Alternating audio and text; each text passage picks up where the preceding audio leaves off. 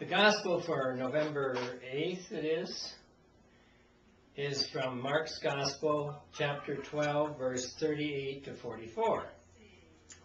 And I'm going to start with the part on the verse number 41. Jesus was with his disciples, and it says, he sat down opposite the treasury, and he watched the multitude putting money into the treasury. Many rich people put in large sums, and a poor widow came and put in 2 copper coins, which make a penny. And he asked his disciples, and he called his disciples to him and said to them, "Truly I say to you, this poor widow has put in more than all those who are contributing to the treasury." And the reason for that was, for they all contributed out of their abundance, but she, out of her poverty, has put in everything she had, her whole living. And this is very appropriate as we approach Thanksgiving. And as the banner behind me shows, a little Thanksgiving note. Well, the proverb, a very well-known proverb, is, it's not the gift, but the thought that counts. Now, we've all had experience with that.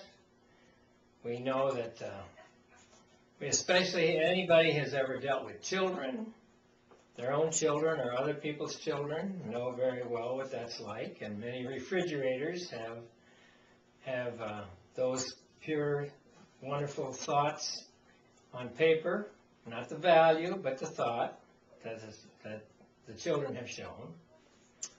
I have my dad's old pocket watch, and it's probably worth a few dollars. That's all it is. It doesn't even work right now. But my dad gave it to me before he died, and it's not for sale. It has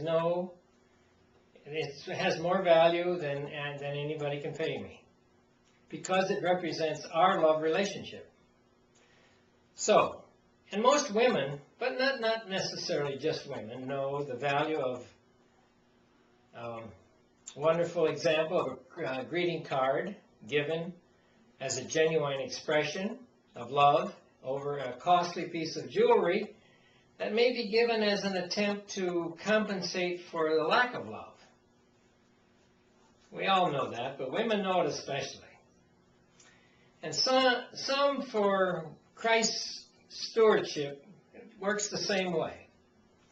Christ, when he's talking about stewardship, as in the gospel today, is expressed in that gospel. It's not necessarily how much is given, but the thought and the sacrifice behind it.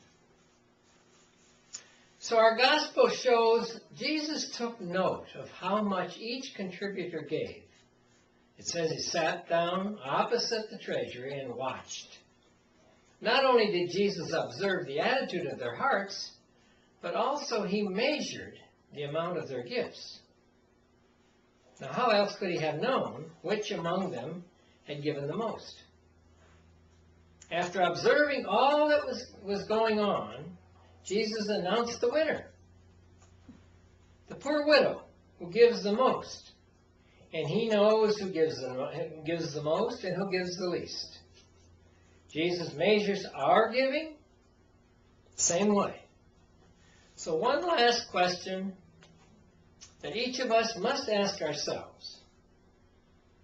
How much does my giving weigh with Jesus' scale of sacrifice?